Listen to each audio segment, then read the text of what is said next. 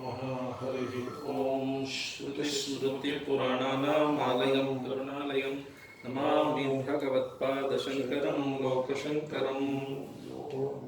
नमस्तस्मै भगवते ॐ नमस्तस्मै भगवते अर्हते सम्यक् सम्बुद्धाय अर्हते सम्यक् सम्बुद्धाय यो हि वर्षशतं जीवेत् यो हि वर्षशतं जीवेत् उसीदोहेन वीर्यवान् उसीदो हि न वीर्यवान् एकाहं जीवितं श्रेयः एकाहं जीवितं श्रेयः वीर्यमारभतो दृढम् వీర్యమారభతో దృఢం. చూడండి, ఈ శ్లోకాన్ని భారతదేశం అంతా కూడా గమనించాల్సి ఉంటుంది. భారతీయులందరూ గమనించాలి. భారతీయులు కష్టపడి పనిచేయటం మర్చిపోయారు. దాని కారణంగా పాశ్చాత్యుల యొక్క బానిసత్వంలో 1000 ఏళ్ళు మగ్గాల్సి వచ్చింది.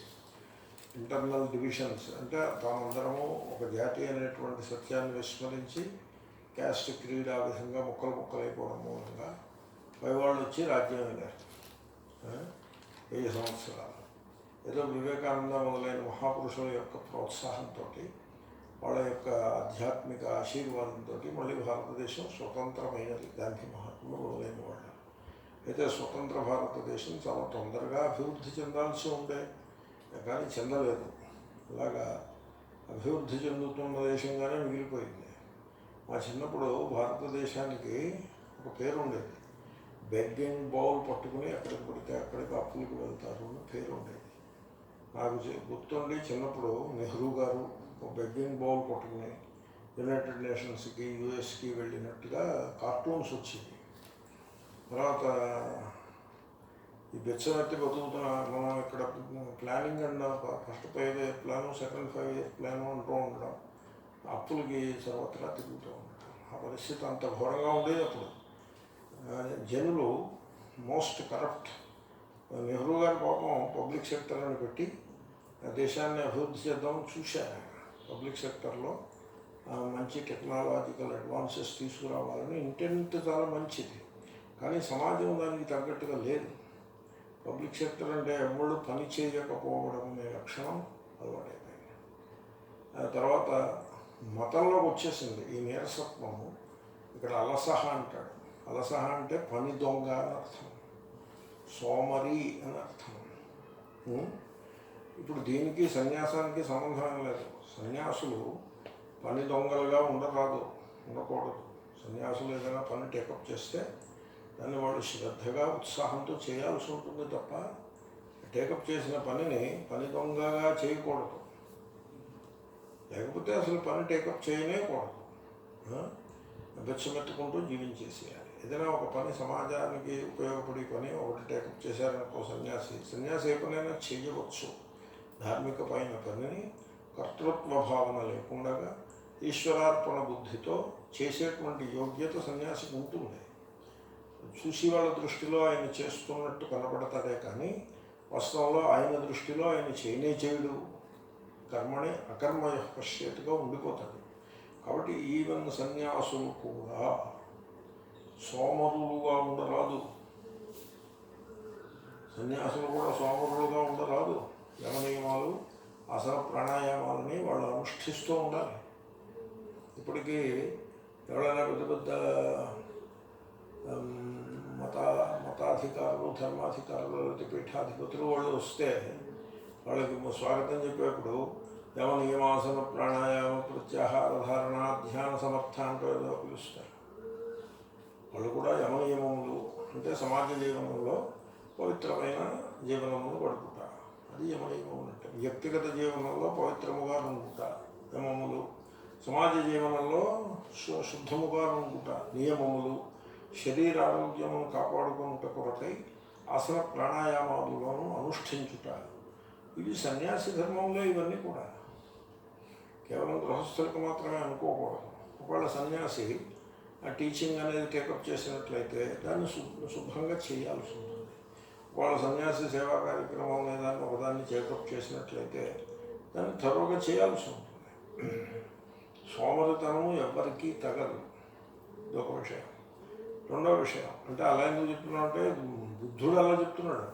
ఆయన సన్యాసాన్ని ప్రమోట్ చేసిన బుద్ధుడు సోమరులుగా ఉండొద్దని చెప్తున్నాడు, అది గమనించాలి. తర్వాత రెండో విషయం, వయస్సు రిటైర్ అయిన తర్వాత మనం సోమరులుగా ఉండవచ్చు అని ఇదొక, అంటే ఇటువంటి దృష్టిలు ఉన్నాయి.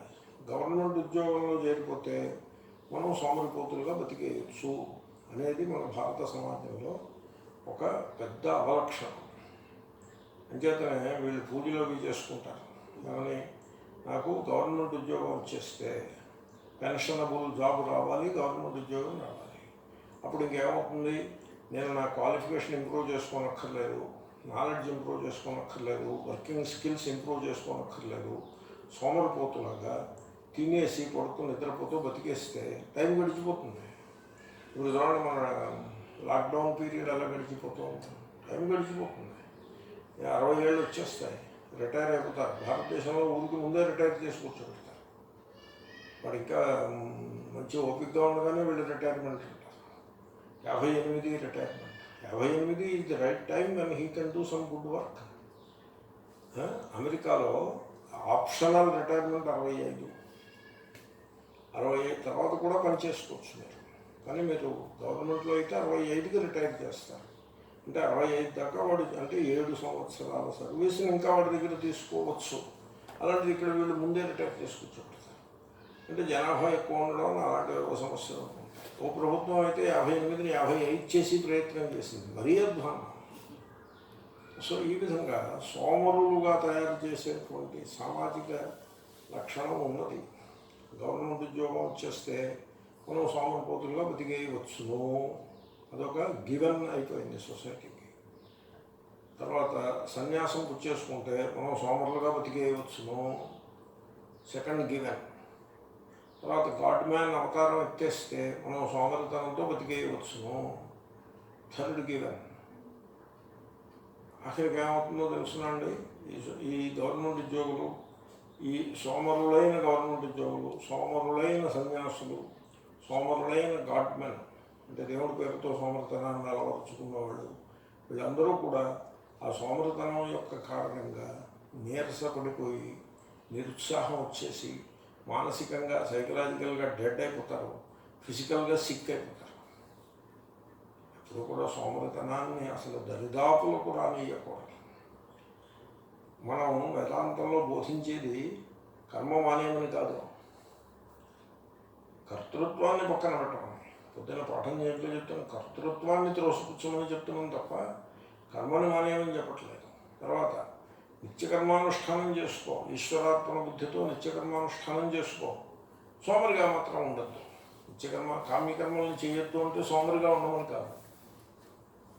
ఓకే, సోమరితనమును ఎక్కడా సపోర్ట్ చేసే ప్రసక్తి లేదు. వ్యక్తులు మంచి యాక్టివ్గా ఉండాలి. ఎవరు గవర్నమెంట్ ఉద్యోగులు యాక్టివ్గా వర్క్ చేసుకోవాలి.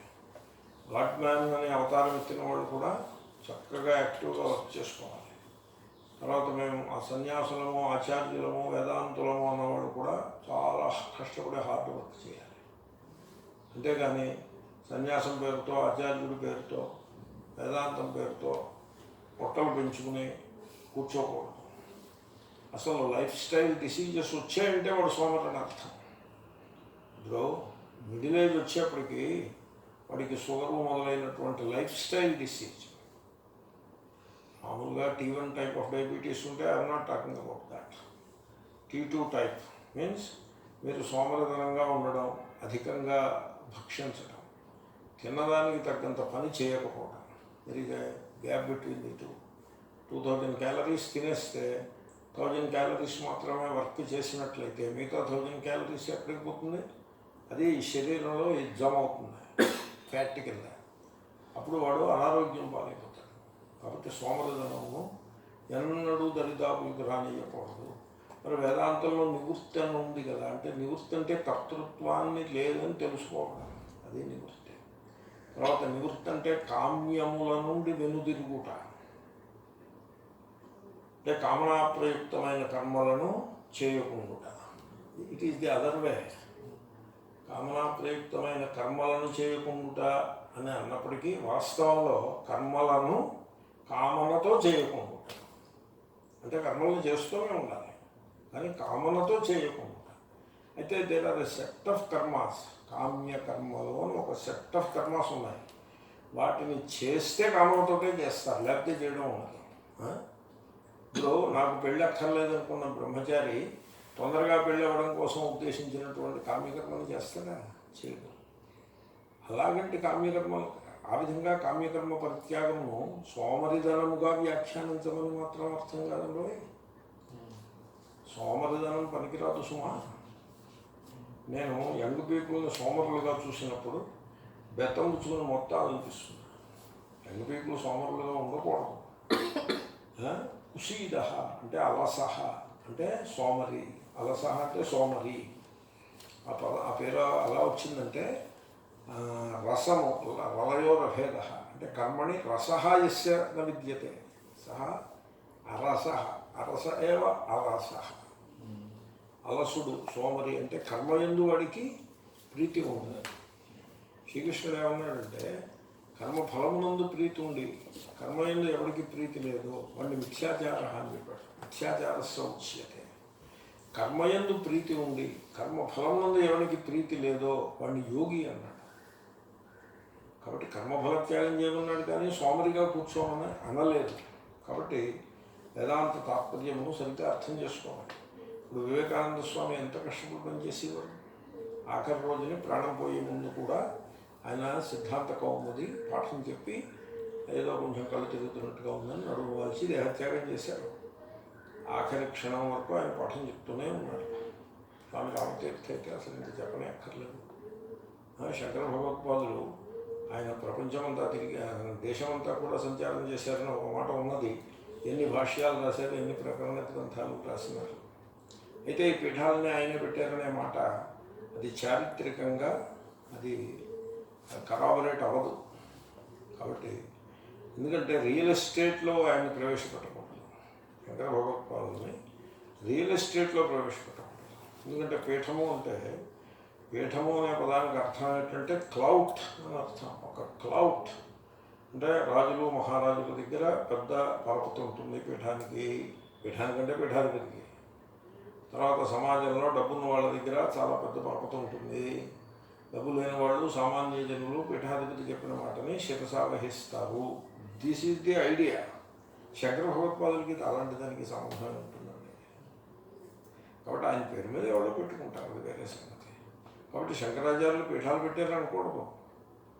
మనం వేదాంతం చదువుకుని అంత వేదాంతం చదువు ఫైనల్గా అక్కడ తేల్చుకోవడం. ఆయన దేశం అంతా సంచారం చేశారని చెప్పాలి. అంతేగాని ఆయన గుళ్ళు కట్టారు, గోపురాలు కట్టారు అలాంటివి మొదలు పెట్టకూడదు. ఆయన సోమరితనమును ఎరుగరు. అందుకు దాన్ని సమర్థిస్తూ మీరు చెప్పదగ్గ మాటలు ఇంత మాత్రమే. దాన్ని సమర్థిస్తూ పీఠాలు పెట్టారు, గుళ్ళు కట్టారు అలా చెప్పకూడదు. మళ్ళీ సమర్థించబడేది కరెక్ట్ అయినా సమర్థించే విధానం తప్పుగా ఉండకూడదు. సమర్థించే విధానం ఏమిటి? ఆయన దేశమంతా పాదయాత్ర చేసినారు.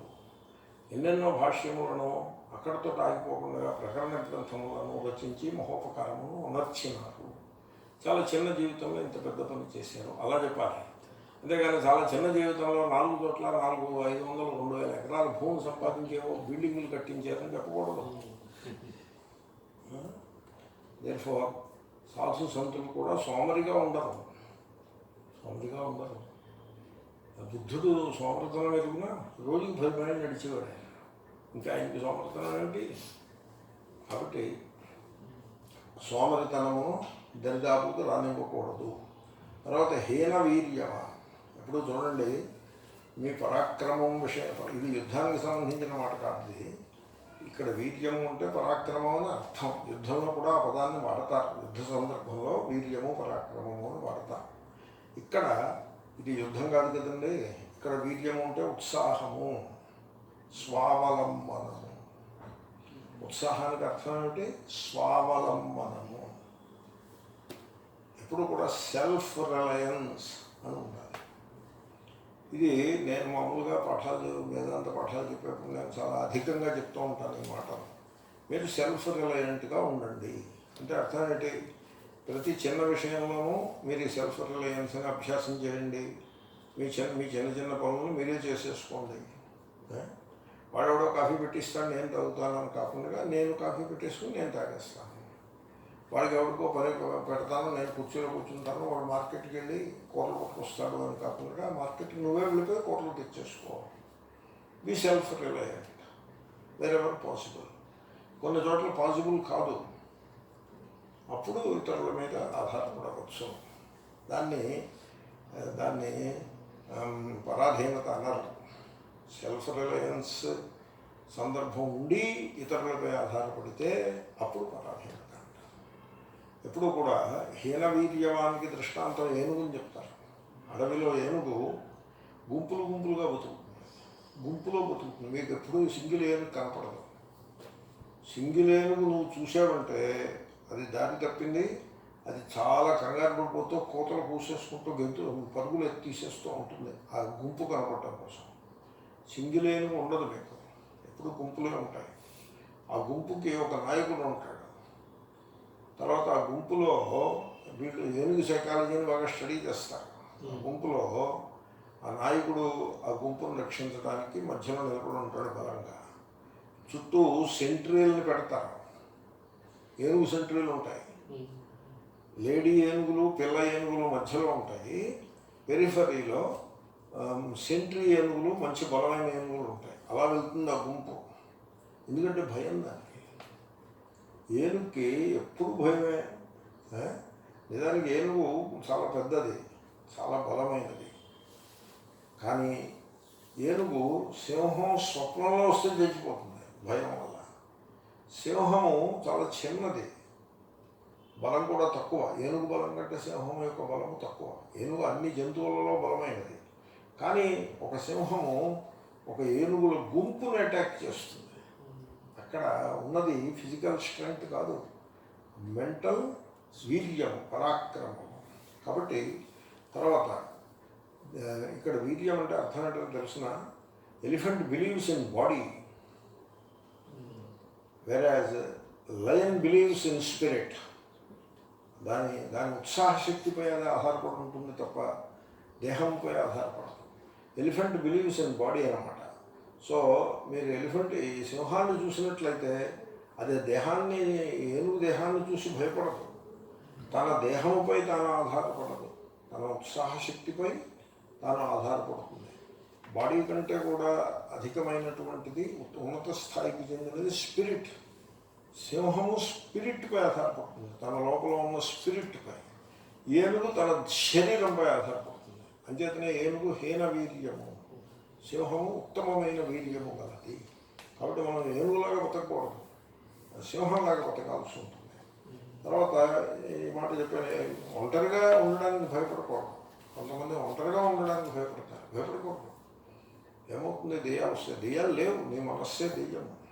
కాబట్టి మీరు ఎప్పుడైనా సింహాన్ని చూస్తే తెలుస్తుంది మీకు. సఫారీలో సింహం ఎప్పుడు ఒంటరిగా ఉంటుంది. ఇది ఆలిలో ఏకాంతంలో ఉంటుంది. తన దారిని తాను పోతూ ఉంటుంది. ఆకలి వేసినప్పుడు ఒక పశువుని ఎన్నుకుని సంహరించి భక్షిస్తుంది. తను తినగలిగినంత తిని మిగిలిన నక్కలకి, రాబందులకి విడిచిపెట్టేసి వెళ్ళిపోతుంది. తన దారిని తాను వెళ్ళిపోతుంది. దాచదు.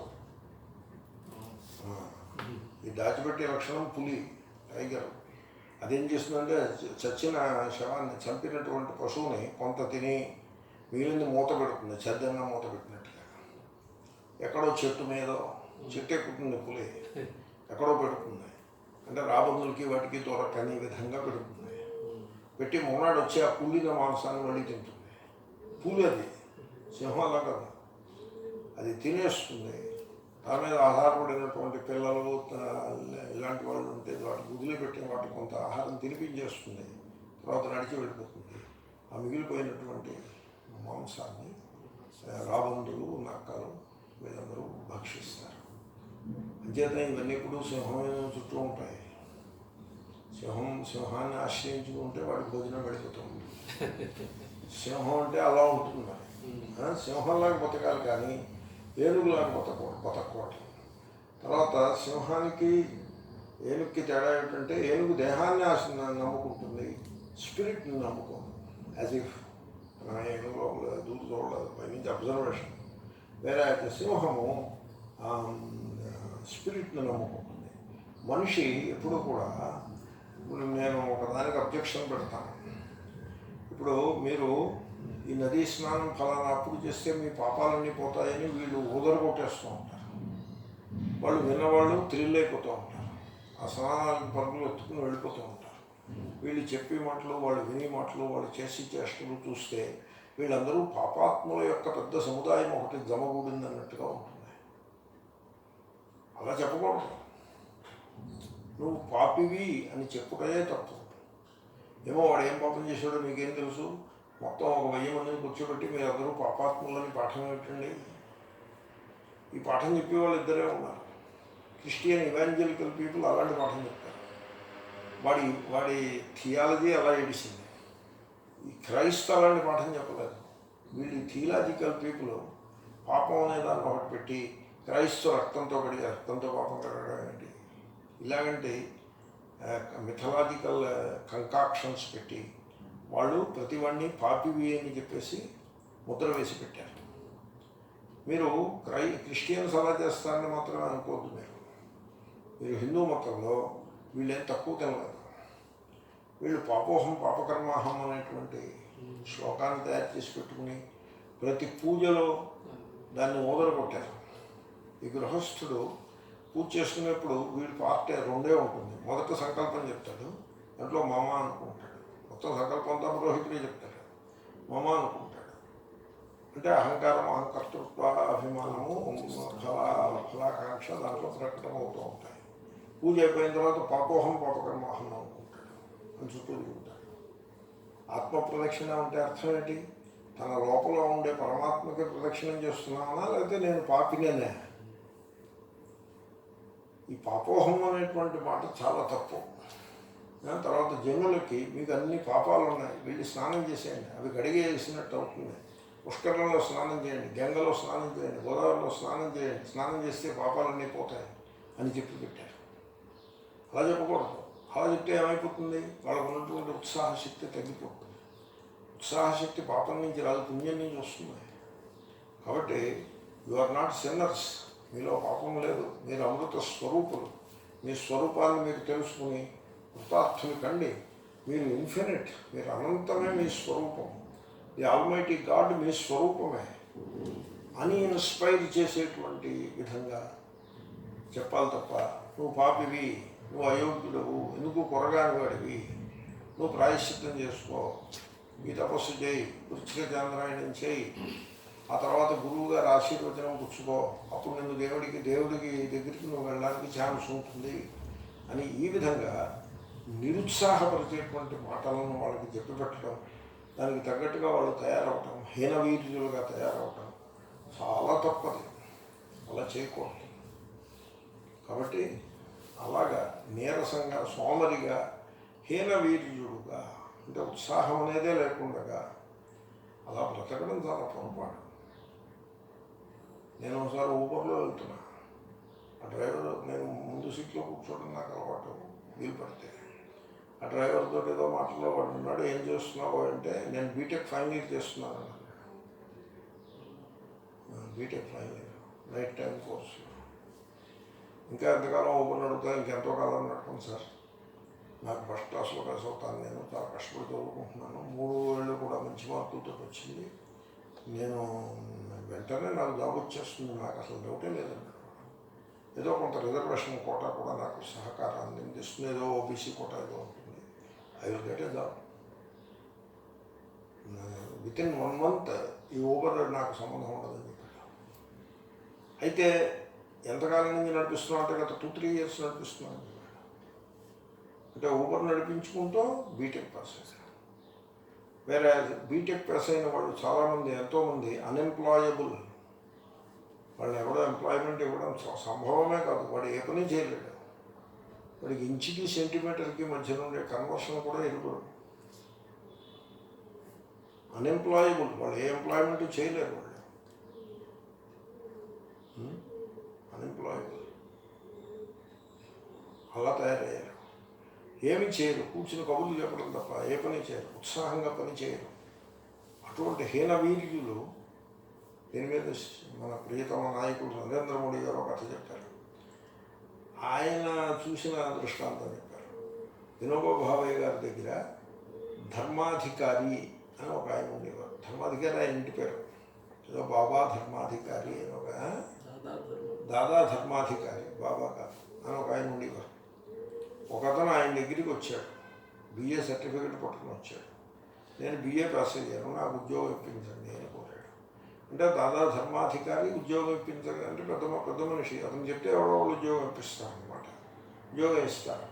సరే సర్టిఫికేట్ చూసారు, బాగుందమ్మా నువ్వు బిఏ పాస్ అయ్యావు. ఆ రోజుల్లో బిఏ పాస్ అవ్వడం గొప్పే. సర్టిఫికేట్ వాపస్ ఇచ్చి సరే నీ ఉద్యోగానికి నేను ప్రయత్నిస్తాను, నువ్వు ఏం చేస్తావు అని అడిగారు. అడిగితే వాడు మళ్ళీ సర్టిఫికేట్ ఇచ్చాడు. ఇదండి నేను నీ సర్టిఫికెట్ కూడా నీ సర్టిఫికెట్ నేను చూశాను రా, నువ్వు బిఏ పాస్ అయ్యావు, నువ్వు ఏం చేస్తావు అని అడుగుతున్నాను నేను. అంటే వాడు నాకు అదేం తెలియదండి, సర్టిఫికెట్ ఇదిగో మళ్ళీ ఆ సర్టిఫికెటే చూపించాడు. అంటే వాడు బిఏ పాస్ అవ్వడం తప్ప నేను ఫలానా పని చేస్తాననే కల్పన కూడా వాడికి లేదు. వాడిని గోతులు తవ్వరా నీకు మంచి జీతం ఇస్తానంటే వాడు తవ్వుతాడు, మళ్ళీ కాంచోరు కింద తయారవుతాడు. అప్పుడు బాబా ధర్మాధికారి దాదా ధర్మాధికారి అతనితో చెప్పారట, చూడు నీ సర్టిఫికెట్ నువ్వు తీసి మడతపెట్టి జేబులో పెట్టుకో, నువ్వు ఏ పని చేస్తావో నిశ్చయం చేసుకో. పని చేయడం ఉద్యోగం అంటే పని చేయాలి కదా, నువ్వు ఏం పని చేస్తావో నిశ్చయం చేసుకో, నేను ఆ పనిలో నీకు ఉద్యోగం ప్రయత్నం నేను చేసి పెడతాను అని చెప్పారట.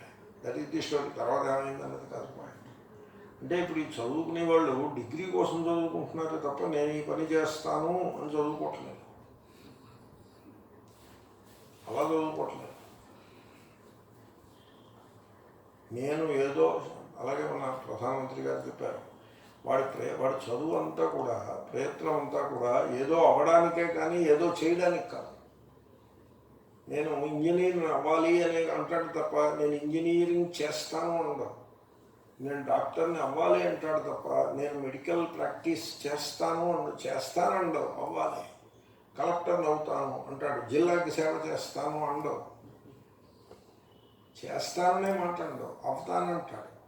People are interested in becoming something, not doing something. అటువంటి హీనవీర్యులుగా జనులు తయారవబట్టే మన సమాజం ఇలాగ అండర్ డెవలప్డ్ కంట్రీ లాగా మిగిలిపోయింది. తర్వాత మనిషి ఎలా ఉండాలంటే వీర్యం ఆరభతే దృఢమైనటువంటి పరాక్రమాన్ని ఆరంభించాలి. అది చాలా ఇంపార్టెంట్. దీనికి చందన వ్రతము అని పేరు.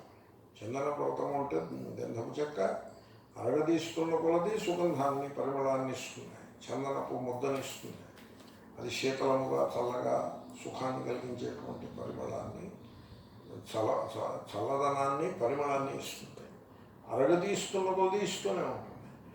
ఆఖరికి ఇంక చిన్న మొక్క మిగిలిపోతే దాన్ని కూడా బొటన వేలుతోటి నొక్కి ఇలా అరగదీస్తారు సాన మీద. లాస్ట్ గ్రెయిన్ ఆఫ్ పరిమళాన్ని ఇచ్చి అది తన జీవితాన్ని ముగిస్తుంది. ఆ రకంగా వివేకానంద అలా జీవించారు. ఆయనది చందన వ్రతం అని చెప్పవచ్చు.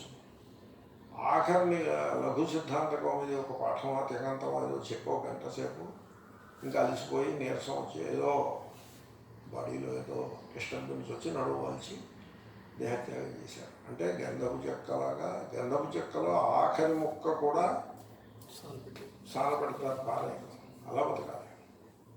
హేమవ్రతము అని ఉన్నది. బంగారాన్ని నిప్పుల్లో వేసి కరిగించి పైన ఉన్నటువంటి తెట్టులాగా వస్తుంది ఇంప్యూరిటీ, దాన్ని తీసి పారేసి మళ్ళీ చల్లార్చి దాన్ని సుత్తి దెబ్బలు వేసేప్పటికీ అంతకుముందు దాని షేప్ కంటే ఇప్పుడు దాని ప్యూరిటీ పెరిగిపోతుంది, దాని ప్రకాశం పెరిగిపోతుంది. ఆ విధంగా కొత్త కొత్త ఛాలెంజెస్ వచ్చి కొలది ఆ ఛాలెంజెస్ అన్నింటినీ ఎదుర్కొంటూ ముందుకు వెళ్ళిపోతూ ఉంటే వీడు ఆ ఛాలెంజెస్ అన్నీ పక్కకి పోతాయి, వీడు అంతకంతకి అధికాధిక ప్రకాశంతో ముందుకు వస్తూ ఉంటాడు. ఛాలెంజ్ని తీసుకుని ముందుకు వెళ్ళేవాడు వాడి ప్రకాశం పెరుగుతుంది తప్ప తగ్గదు. అలా ఉండాలి, పరాక్రమంతో ఉండాలి, ఛాలెంజ్తో ఉండాలి, రెడీ ఫర్ ఛాలెంజ్ అన్నట్టుగా ఉండాలి.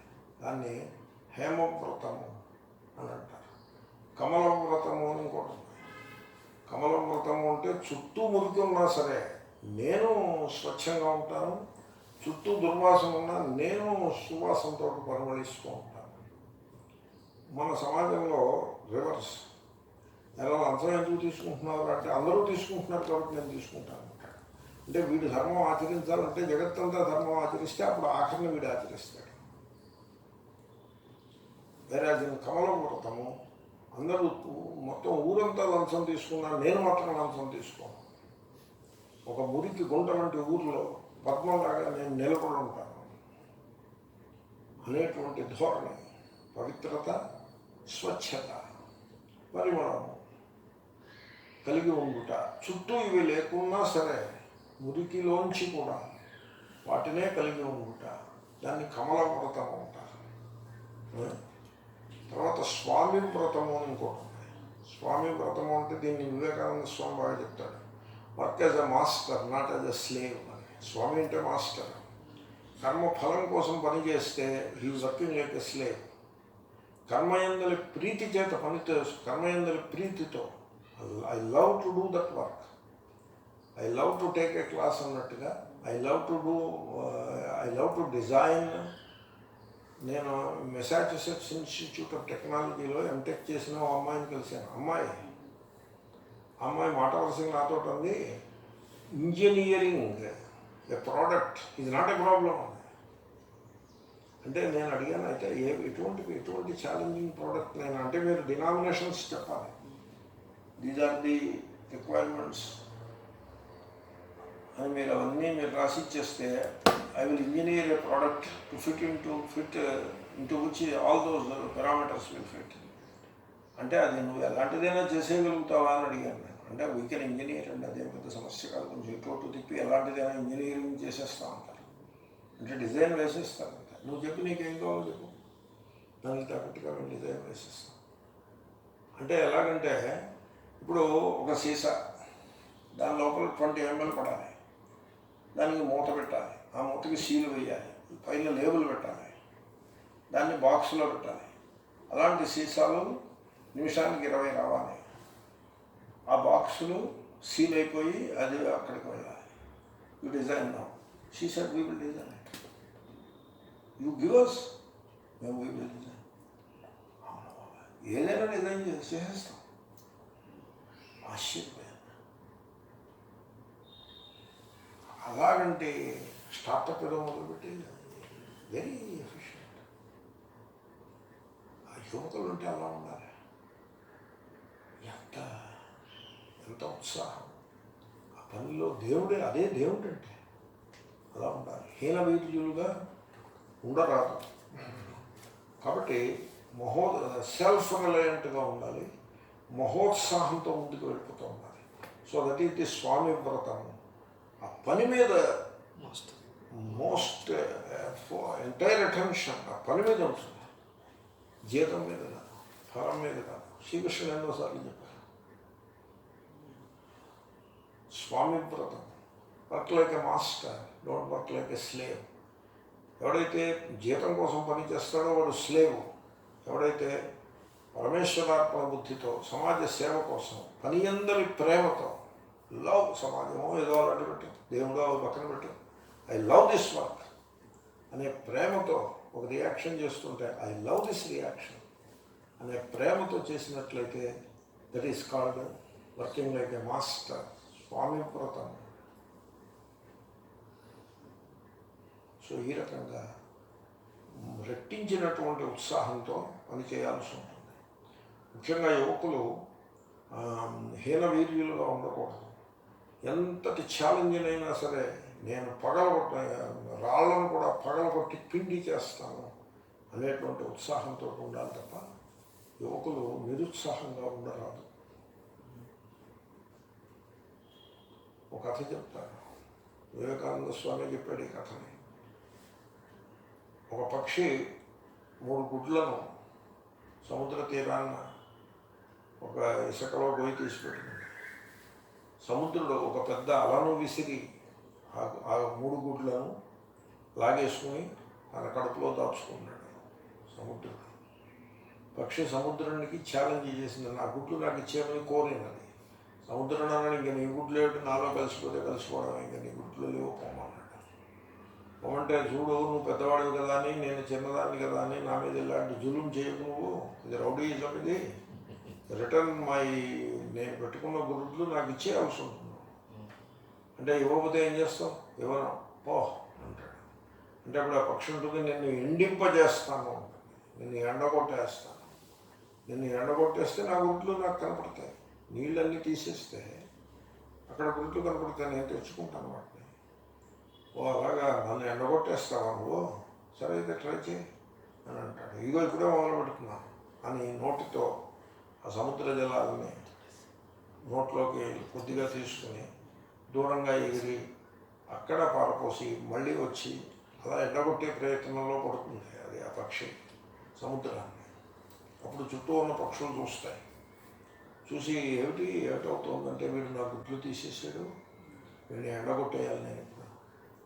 ఆహా, మన తోటి పక్షికి ఇంత అపకారం చేస్తారా ఈ సముద్రుడు? వీఆర్ విత్ యూ అని అవన్నీ జాయిన్ అవుతాయి. ఇది జాయిన్ అవ్వని అడగదు, అవి జాయిన్ అవుతాయి. అప్పుడు వందలాది వేలాది పక్షులు సముద్ర జలాలని నోటితో తీసి దూరంగా తీసుకెళ్ళి ఉమ్మేసి మళ్ళీ వస్తూ సముద్రాన్ని ఎండగొట్టే ప్రయత్నం చేస్తూ ఉంటాయి. అప్పుడు నారదుడు పైన వెళ్తూ ఉంటాడు. ఆయన ఈ దృశ్యం చూస్తాడు. ఏమిటి పక్షులు ఇలా ఎందుకు చేస్తున్నాయి, ఏదో పిచ్చెత్తినట్టుగా ఇవన్నీ ఇలా ఉన్నాయి ఏమిటి? కొన్ని వేల పక్షులు అలా చేస్తుంటే ఎందుకు ఇలా చేస్తున్నాయి? ఎప్పుడూ ఏ పక్షులు అలా చేయడం చూసినా మా సందర్భం అందులో సముద్ర జలాలు ఉప్పగా ఉంటాయి, ఇదేమిటి ఇలా చేస్తున్నాయి ఇవి? అక్కడప్పుడే అక్కడ చిన్న గుంట ఒకటి తయారైంది, ఇవి ఉమ్మిన నీళ్లు ఆ దూరంగా ఇలా ఎందుకు చేస్తున్నాయి? అక్కడ గుంట నిర్మాణం చేస్తున్నట్టుగా ఉంది అని వెళ్ళి ఓ పక్షిని పట్టుకుని అడుగుతాడు, ఎందుకు చేస్తున్నాం? మా ఈ వేలో మధ్యలో ఉందో పక్షి, దాని గురుడ్లని సముద్రుడు అపహరించినాడు, ఆ సముద్రుడి మీద ఛాలెంజ్ వేసింది మా జాతి పక్షి, మేము దానికి సహాయం చేస్తున్నాం, ఇప్పుడు టైం లేదు వెళ్ళిపోతుంది ఆ పక్షి. నారద కృష్ణాన్ని అయిపోయి వైకుంఠానికి వెళ్ళి గరుత్మంతుడి దగ్గరికి వెళ్తాడు. నీకు సిగ్గులేదయా? నీ జాతి వాళ్ళు అక్కడ అంత మహోన్నతమైన కార్యక్రమాన్ని అంత మహోత్సాహంతో సముద్రాన్ని ఛాలెంజ్ చేసి చేస్తుంటే నువ్వు ఇక్కడ నిద్రపోతున్నావు. నీకు సిగ్గు అనేది ఏమైనా ఉంటే, జాతి మీద ప్రేమ ఉంటే వెళ్ళి వాళ్ళకి హెల్ప్ చేయి అనేప్పటికీ ఆయనకి పౌరుషం వచ్చి ఉక్రోషం వచ్చి అంత పని చేస్తాడు ఆ సముద్రుడు. మా పక్షి జాతి మీద అంత కక్ష, I will look into it అని వస్తాడు. వచ్చి సముద్రుడు ఇక్కడ ఎరా ఆ గుడ్లు తీసుకున్న మాట వాస్తవమేనా? వాస్తవమే. అవన్నీ నీ నీళ్ళని తీసేయడానికి ప్రయత్నం చేస్తున్నాయి. అవును, చూడు అవి చేసిన ప్రయత్నం ఫలించలేదు ఇంతవరకు, ఇప్పుడు నేను జాయిన్ అవుతాను. నా రెక్కలతో నిన్ను 100 మైళ్ళు తరిమి కొడతా, ఆ గుడ్లు వాడికి దొరుకుతాయి, నువ్వు బుద్ధిమంతుడుగా ఇచ్చేసేయి వెంటనే, లేకపోతే నీకు జీవితం లేకుండా చేస్తా అని బెదిరిస్తాడు. అప్పుడు సముద్రుడు గడగడలాడిపోయి తను దాచిపెట్టుకున్నటువంటి గ్రుడ్లను ఒక కెరటంలో పెట్టి టక్కుమని తోలుతాడు బయటికి, ఒక్క తోపుతో వస్తాడు. 3 గుడ్లు వచ్చి సముద్ర తీరాన్ని ఇసుకలో పడతాయి. ఆ పక్షి ప్రేమతో వాటిని తీసుకెళ్ళి పొదుక్కుంటుంది. ఇది కథ. ఈ కథ వివేకానంద స్వామి చెప్పాడు, చూడగానే కథ చెప్పాడు. ఈ కథ మాండూక్యంలో కూడా వచ్చింది. ఆ పక్షికి ఏదో పేరు కూడా ఉంది. ఈ కథ బుద్ధిస్ట్ లిటరేచర్ నుంచి వచ్చింది. గౌడపాదాచార్యులు మాండూక్యంలో చెప్పారు. ఆ పక్షికి ఏదో భట్టకహానో డిడ్డిమానో ఏదో పేరు ఉంటాయి ఆ పక్షికి. అది బుద్ధిస్ట్ లిటరేచర్ నుంచి వచ్చింది ఆ కథ. మాండూక్యంలో నేను చదివాను దాన్ని. మళ్ళీ వివేకానంద స్వామి కర్మయోగంలో చదివాను. కాబట్టి సముద్రున్నైనా సరే ఎదిరించేటువంటి సాహసం ఉండాల్సి ఉంటుంది. అంతే తప్ప నిరుత్సాహపడడానికి అవకాశం లేదు. ఎప్పుడూ కూడా ఈ భుజస్కంధములు ఇంకా వీగిపోలేదు, వీటిలో ఇంకా బోల్డ్ అంత బలం ఉంది, ఇంకా అనేక ఘనకార్యములను మేము ఈ భుజస్కంధములతో చేస్తాము అనేటువంటి వీర్యం ఉత్సాహంతో ఉండాలి. అహంకారంతో ఉండకూడదు. అహంకారం అంటే అహంకరోమి అలా ఉండకూడదు. ఈ భుజస్కంధముల ద్వారా ఇంకా ఎంతో గొప్ప ఘనకార్యాలు జరగాలి. శరీరంలో ప్రాణం ఉన్నంత వరకు కూడా కర్మ యోగ్యమైన పని ఆ స్వామి వ్రతము, హేమవ్రతము, చందన వ్రతముతో చేస్తూనే ఉండాలి. మిగతా వాళ్ళు చేశారు మానేరు. మన పని మనం చేస్తూనే ఉండాలి. అటువంటి రెట్టించిన ఉత్సాహంతో పని చేయాలి. ఎవరు యువకులు, యువకులు ఎలాగూ చేయాలి, వాళ్ళ భవిష్యత్తు అంతా ముందే ఉంది, వాళ్ళు ఎలాగూ చేయాలి. మరి వృద్ధులు వాళ్ళు చేయాలి. వాళ్ళు కనుక పని చేయకుండా సోమరిపోతులుగా కూర్చుని ఉన్నట్లయితే ఈ వృద్ధులు వాళ్ళు ఏమైపోతారో తెలుసిన, రోగిష్ఠులు అయిపోతారు.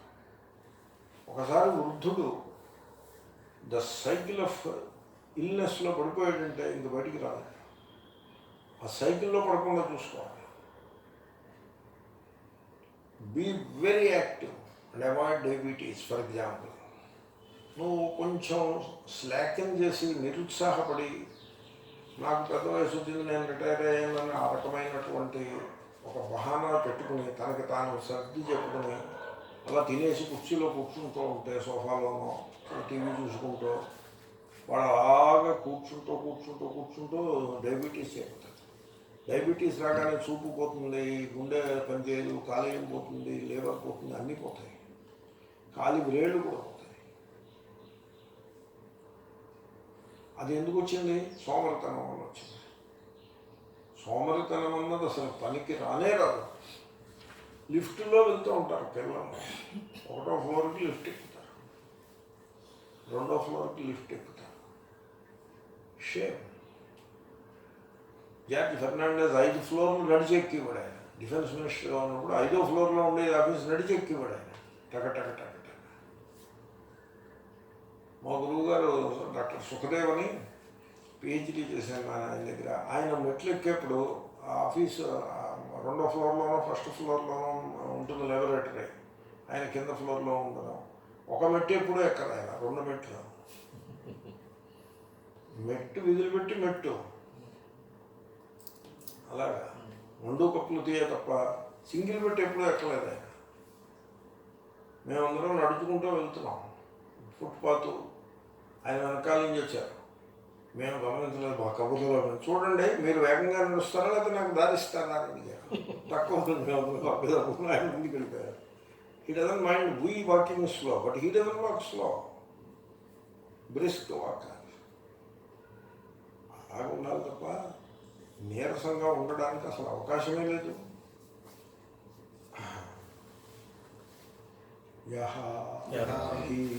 వర్షశతం జీవేత్ కుసీదః హేన వీర్యవాన్ ఏకాహం జీవితం శ్రేయః వీర్యం ఆరభతః దృఢం. యః ఎవడైతే హేన కుసీదః పని దొంగయై హేన వీర్యవాన్ క్షీణించిన ఉత్సాహము గలవాడై వర్షశతం 100 ఏళ్ళు జీవించునో అంతకంటే దృఢం గట్టిగా వీర్యం పరాక్రమమును ఆరభతః ప్రారంభించువానికి ఏకాహం ఒక్కరోజు జీవితము శ్రేయస్కరము. ఇక్కడ దృఢం వీర్యం అన్నదానికి ఆత్మస్వరూప సాక్షాత్కారాన్ని నేను పొంది తీరాలి అని ఆ రకమైన సాధనను గట్టిగా ప్రారంభించేవాడు అనే అర్థం కూడా రాశారు. అది కూడా కరెక్టే. ఏదైనా పని చెప్తే పట్టరాదు, పట్టి విడువరాదు, పట్టనేని బిగియ పట్టవలదు, పట్టి విడుచుట కంటే పడిచచ్చుట మేలు విశ్వదాభిరామ వినుర ప్రేమ. ఆ విధంగా కార్యం వా సాధయామి కాయం వా పాతయామి. పనైనా పూర్తి చేస్తాను, లేకపోతే ప్రాణాన్నైనా విడిచిపెడతాను అన్నట్టుగా ఉండాలి తప్ప హీన నిరుత్సాహం అనేది ఎన్నడూ పనికిరాదు. यो हि वर्षशतं जीवेत् कुसीदो हीन वीर्यवान् एकाहं जीवितं श्रेयो वीर्यमारभतो दृढम् यो हि वर्षशतं जीवेत् अपश्यन्नुदयव्ययम् एकाहं जीवितं श्रेयः పశ్చోదయం వ్యయం. పశ్చేత్తశ్చోదయం వ్యయం. చూడండి, జగత్తులో ఆపోజిట్స్ ఉంటాయి. The world consist of opposites. ఇప్పుడు వేదాంత విద్యార్థులు, ఆచార్యులు కూడా కొన్ని విషయాలను, కొన్ని మౌలికమైన కిటుకులను వీళ్ళు తెలుసుకోవాల్సి ఉంటుంది. ఊరికే మేము ఆచార్యులని బడాయిలు పోతే సరిపడదు. కొన్ని మౌలికమైన కిటుకులను తెలుసుకోవాల్సి ఉంటుంది. వాటిలో ఒక కిటుకు ఏమిటంటే, ఈ జగత్తు దాన్ని it's a collection of things అని అనుకోకూడదు, ఆబ్జెక్ట్స్ అని అనుకోకూడదు.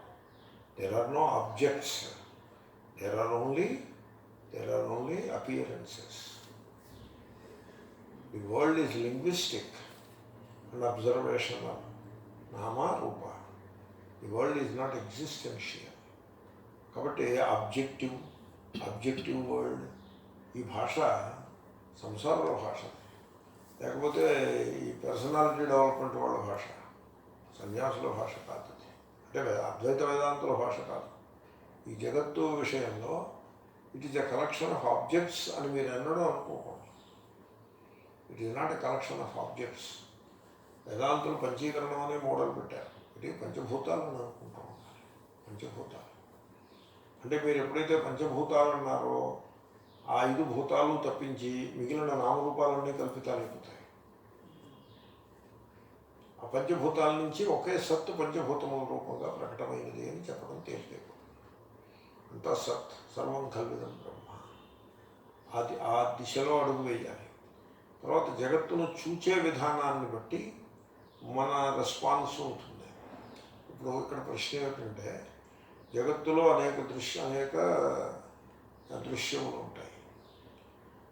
కొన్ని మనకి పదార్థములు ఉంటాయని అనుకోండి. ప్రస్తుతానికి అనేక పదార్థములు ఉంటాయి.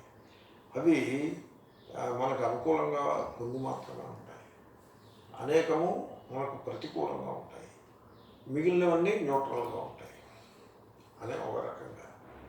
అయితే మన ప్రపంచంలో, మనం జీవించే ప్రపంచంలో మనకి అనుకూలము, మనకి ప్రతికూలము 2 ఉంటాయి, ఆపోజిట్స్. ఇప్పుడు హైదరాబాద్ ఉందనుకోండి. హైదరాబాద్లో చాలా బస్తీలు ఉన్నాయి. కానీ మీరు అన్ని బస్తీలు తిరిగేస్తూ ఉంటారు, ఆ రోజును తిరగరు. అసలు కొన్ని బస్తీలు ఉన్నాయని కూడా మీకు తెలియదు. మీకు కావలసిన బస్తీలు ఏవో 1, 2, 3 ఉంటాయి. మీరు అవాయిడ్ చేసే బస్తీలు for whatever reason you don't want to go there. అలాంటివి ఏవో కొన్ని ఉంటాయి. అంటే అనుకూలం కొన్ని ఉంటాయి, ప్రతికూలం కొన్ని ఉంటాయి. ప్రతీదీ అంతే. ఈ సృష్టిలో ప్రతీదీ ఆపోజిట్సే. అసలు ఈ సృష్టిలో ఆపోజిట్ లేనిది లేదు. సృష్టిని ఆపోజిట్స్గా చూడడం అభ్యాసం చేయమన్నారు. సృష్టి అంటే ఏమిటి?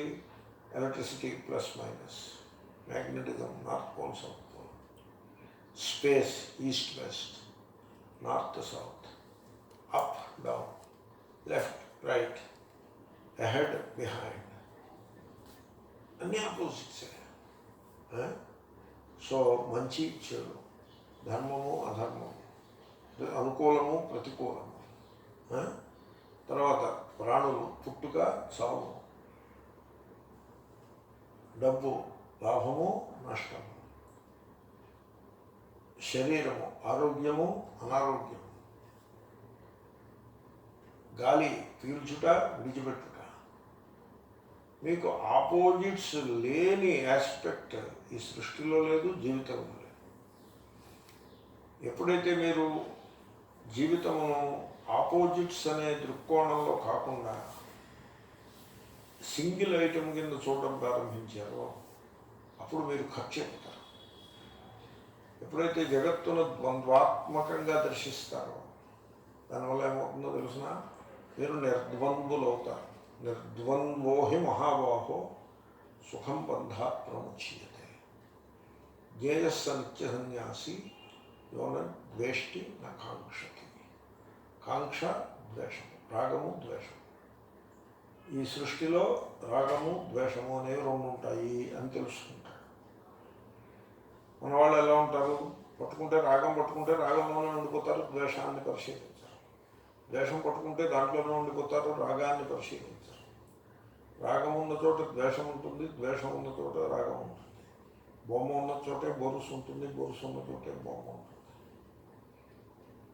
The entire creation is opposites.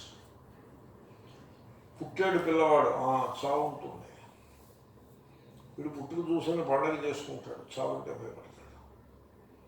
చావుంటే ఎందుకు భయపడుతున్నాడు? పుట్టుకతో పాటుగా చావుని చూడకపోవడం చేత చావుంటే భయపడతాడు. డబ్బు వచ్చిందనుకోండి, లాభం వచ్చింది, లాభంతో పాటే నష్టం కూడా ఉంటుంది అని తెలుసుకోకపోవడం చేత నష్టం వచ్చినప్పుడు భయపడతాడు, దుఃఖిస్తాడు. లాభం వచ్చినప్పుడు సుఖిస్తాడు, లాభం వచ్చినప్పుడు గెంతులు వేస్తాడు. లాభంతో పాటే నష్టం కూడా ఉంటుంది అని తెలుసున్నవాడు లాభం వచ్చినప్పుడు గెంతులు వేయడు, నష్టం వచ్చినప్పుడు కృంగిపోవడం. Opposites, you should always look at opposites. ఆపోజిట్స్ని దర్శించేవాడు ఈ జాతకాలు న్యూమరాలజిస్ట్ వీళ్ళ చుట్టూ పరిగెత్తాడు. ఎందుకంటే సుఖం ఉన్న చోట దుఃఖం, దుఃఖం ఉన్న చోటే సుఖం. Opposites, all the time opposites. పెరుగుట విరుగుట కొరకే. విరిగినవాడు మళ్ళీ పెరుగుతాడు, పెరిగినవాడు విరుగుతాడు. ఆపోజిట్స్. అంచేతనే ఒక మెడిటేషన్లో గాలి పీల్చటం లైఫ్, గాలి విడిచిపెట్టడం డెత్, అలా చూడమన్నాడు. అప్పుడు ఏమవుతుంది? మన వాళ్ళు ఏం చేశారు? లైఫ్ని డెత్ని విడతీసి కూర్చోబెట్టారు. Life separate, death separate. కాబట్టి డెత్కి సంబంధించినటువంటి కర్మకాండ అసలు దాని గురించి మాట్లాడద్దు, దాన్ని ఎక్కడో మూలమన్నాయి. చచ్చిపోయిన వాడు చూసుకుంటాడు, మనకు అక్కర్లేదు, మనం చచ్చిపోం, మనం బతుకుతున్నాంగా అనుకుంటాడు. కానీ బతుకున్న చోటే డెత్ ఉంటుందని తెలుసుకుంటే యాటిట్యూడ్ మార్పు. ఈ శ్లోకం చాలా చిత్రమైన శ్లోకం. ఆయన ఏమంటున్నాడంటే, ఒకడు అభివృద్ధిలోకి వస్తూ ఉంటాడు, వాడు తప్పనిసరిగా పతనం అవుతాడు. ఒకడు పతనం అవుతూ ఉంటాడు, వాడు తప్పనిసరిగా అభివృద్ధికి వస్తాడు. కాబట్టి నువ్వు ద్వంద్వములు ఉంటాయని చూడడం అభ్యాసం చేయి. ద్వంద్వములను చూడడం అభ్యాసం చేసే ఉంటే నువ్వు ద్వంద్వాలకు అతీతంగా ఉంటావు. ఆ ద్వంద్వములతో కూడిన ప్రపంచంలో నువ్వు చిక్కుకుపోకుండా, ఖర్చు అయిపోకుండా బ్రతుకగలుగుతావు. కాబట్టి ద్వంద్వాలను చూడడం అభ్యాసం చేయి. ఎవడైనా పొగిడి మెడలో మాల వేశాడనుకో, మంచిది. ఇక్కడ మాల వేశారు, ఇంకో చోట కిక్ చేస్తారు, అలాంటిది కూడా ఉంటుంది అని అన్నాడు వివేకానంద స్వామి. ఎవడైనా పొగిడారనుకో, మంచిది. వీళ్ళు పొగిడారు, ఒకడు తిట్టివాడు ఒకడు ఉంటాడు. ఐఎమ్ కాన్షియస్ ఆఫ్ దట్ అనుకోండి. అప్పుడు తిట్టివాడు తిట్లకి భయపడేది ఉండదు, పొగడ్తలకి ఉబ్బిపోయేది ఉండదు. నేను చూశాను, సైకోఫాంట్స్ని పెట్టుకుంటారు చుట్టూ. అంటే వందిమాగథల్ని పెట్టుకుంటారు. డబ్బులు ఇచ్చి పెట్టుకునే వాళ్ళు పూర్వం రాజా మహారాజులు వందిమాగథల్ని పెట్టుకునేవారు. వాళ్ళ డ్యూటీ ఏమిటంటే కోర్టులో రాజుగారిని పొగుడుతూ ఉండాలి. వాళ్ళు పొగుడుతూ ఉండేవారు. వాళ్ళ పని అయింది, ఓ రాజా నీవు దిగంతముల వరకు పరిపాలిస్తున్నావు అని పొగుడుతాడు. వాడు ఆ సిటీ స్టేట్కి హెడ్. ఆ బయటికి వెళ్తే కాంపౌండ్ వాళ్ళు దాటితే ఏముందో కూడా తెలియదు వాడికి. ఆ రాజుగారికి ఆ సిటీ స్టేట్కి హెడ్. నువ్వు దిగంతముల వరకు పరిపాలిస్తున్నావు అంటాడు. నీ కీర్తి చంద్రలోకానికి వెళ్ళిపోయిందంట, చంద్రలోకానికి వెళ్ళిపోయిందంట అని ఇలా పొగుడుతూ ఉంటారు. ఆ పొగడ్తలు విని సంతోషపడిపోతూ ఉంటాడు. తిట్టి వాళ్ళు ఉంటారని వాడికి తెలియదు. అంచేతనే ఆ తిట్టి టైం వచ్చినప్పుడు వీడు కృంగి హార్ట్ అటాక్ వచ్చిపోతాడు. సైకోఫాంట్స్ని పెట్టుకుంటారు. సైకోఫాంట్స్ని పెట్టుకోకూడదు. తిట్టి వాళ్ళని దగ్గరికి పిలవాలి. ఇలా నువ్వు తిప్పుతున్నావు కదా, ఏమిటో ఆ తిట్టి ఏమిటో కొంచెం చెప్పు అని వెల్కమ్ ఇట్. కాబట్టి ఆ శ్లోకం అటువంటిది. ఆపోజిట్స్ని చూడండి అని చెప్పే శ్లోకం. వర్షశతం జీవేత్ అపశ్యన్ ఉదయవ్యయం ఏకాహం జీవితం శ్రేయః పశ్యతః చ ఉదయవ్యయం ఎవడైతే ఉదయవ్యయం లాభనష్టములను అభివృద్ధి పతనములను అపశ్యం చూడకుండా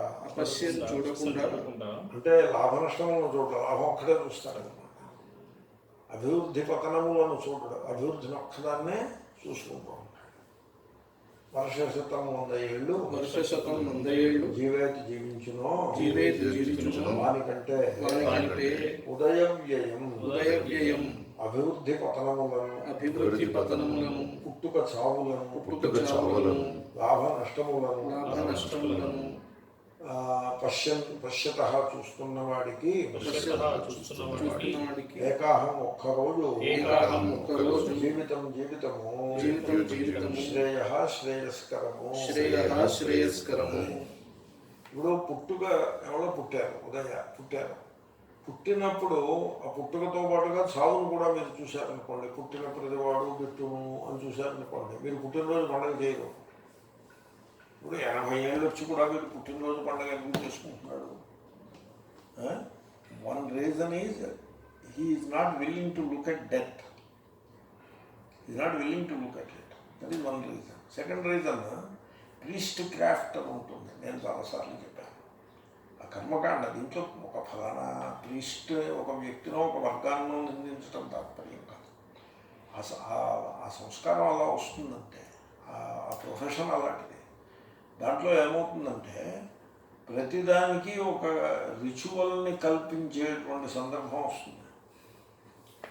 మొన్న నన్ను ఎవరో అడిగారు, ఏమంటే ఈ కరోనాకి ఏదైనా రిచువల్ సజెస్ట్ చేయండి. అడిగిన వాళ్ళకి కరోనా గురించి నాకున్న వేదాంత అభిప్రాయం చెప్తే అర్థం చేసుకునే పరిస్థితి ఏం లేదు. ఇప్పుడు అది చెప్పే సందర్భం కాదు. అప్పుడు నేను ఆలోచించి జయాది హోమాలు చేయండి అని చెప్పాను. ఎందుకంటే కొంత ప్రీస్ట్ కర్మకాండ నాకు తెలుసు. ఆలోచిస్తే దాంట్లో ఏ కర్మ ఈ సందర్భానికి సూట్ అవుతుంది. నేను కొంచెం శాస్త్రీయంగా చెప్పాను ఒక రకంగా. కాబట్టి జయాది హోమాలు చేయండి, అవి జయైరజయం అసురానజయం అని ఎలాగంటే అర్థవాదాలు ఉన్నాయి. ఈ కరోనా రాక్షసుని జయించడానికి అది ఉపయోగపడుతుంది అని చెప్పాను. చెప్తే సరే అన్నారు. కాబట్టి ప్రీస్ట్ క్రాఫ్ట్ అలాగ ఉంటుంది.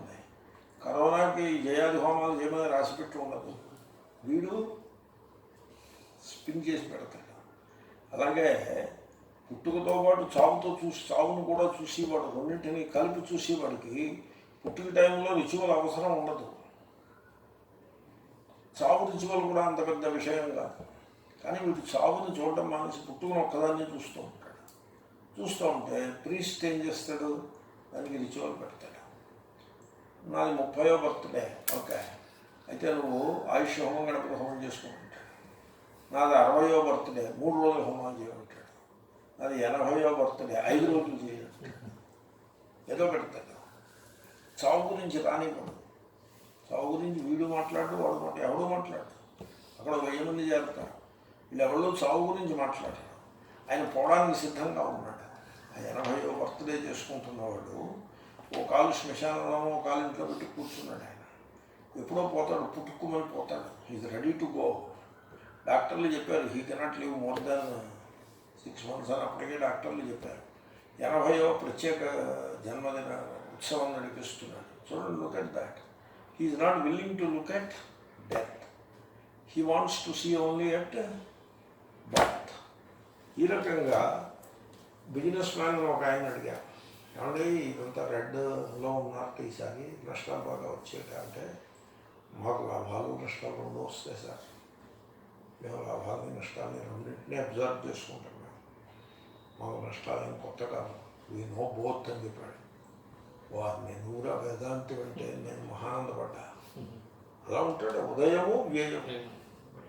డబ్బు వస్తున్నప్పుడు సంతోషించడమే కాదు, డబ్బు ఖర్చు అయినప్పుడు కూడా హ్యాపీగా ఉండాల్సి ఉంటుంది. శ్వాస పీల్చేటప్పుడు లైఫ్, విడిచిపెట్టేటప్పుడు డెత్. ఈ రకంగా ఆపోజిట్స్ని తెలుసుకుంటూ వాటికి అతీతంగా ఎవడైతే ఎదుగుతాడో వాడు మాత్రమే గొప్పవాడు. వాడి జీవితము ఒక్కరోజైనా కూడా 100 సంవత్సరముల ఆపోజిట్స్ యొక్క రహస్యం ఎరుగుతుంది. వాడి జీవితము కంటే గొప్పది. यो हि वर्षशतं जीवेत्